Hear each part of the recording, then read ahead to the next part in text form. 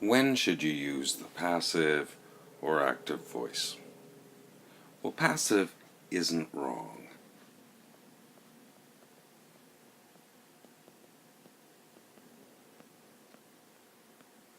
But it usually isn't the right choice, so don't overuse it.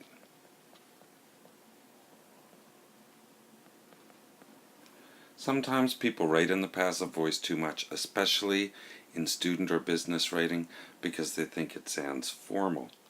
But don't confuse impersonal, wordy, and indirect with formal. However, there are some situations in which passive voice is better.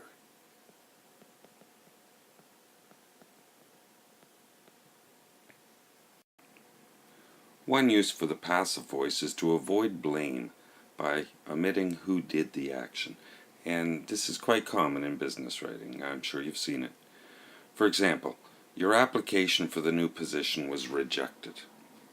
Okay? Your application didn't do anything. It just was rejected. So this is passive. Well, who rejected it? You don't know. So that's one use for the passive voice, as opposed to the management team rejected your application, which is active.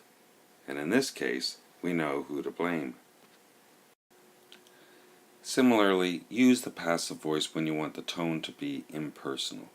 So this is very much the same thing in that we have in the passive voice,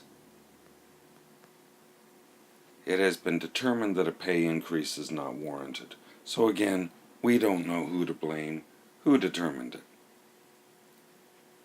As opposed to the active voice where we say, I decided, or whoever it is, that we cannot afford to give a pay increase.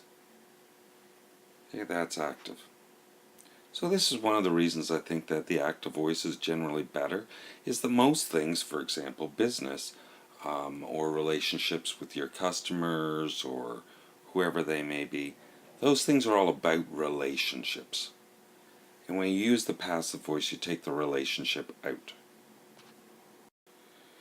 You can also use the passive voice if you want to emphasize the receiver of the action or the action itself. For example, in the passive voice, Haiti was shattered by a major earthquake. Now this is passive because Haiti, which is the subject, didn't do anything. It was the earthquake that did the shattering. And we can see that in the active voice. A major earthquake shattered Haiti. So it was the earthquake that did the shattering. That's active. So why would you use the passive voice? Well, it depends on your purpose. Is the purpose of your writing to talk about the tragedy in Haiti? Or is it to talk about earthquakes? Again, this is very similar, but use the passive voice when the doer of the action is unknown or unimportant. For example, in the passive voice, the elderly are often targets of fraud. Well, we don't know who's doing the targeting or committing the fraud, but it doesn't matter, and we don't know. In the active voice, people who commit fraud often target the elderly. Again, which you would use would depend on your purpose. The passive voice can also be used to create a sense of objectivity. For example, the new medication was found to be effective in the majority of cases. Well, this sounds objective. The medication itself didn't do anything. It was found. Again, it creates that sense of impersonalness or objectivity by leaving out who did it. The second one, in the active voice, we say, I found that the majority of cases responded well to the new medication. It doesn't sound as scientific. It doesn't sound as objective. So in this case, you might use the passive voice.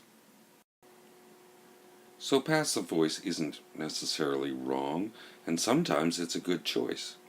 It's a question of style, but considering your purpose and audience carefully is important. What kind of relationship do you want to have with your reader, and what's the tone of the communication that you're looking for?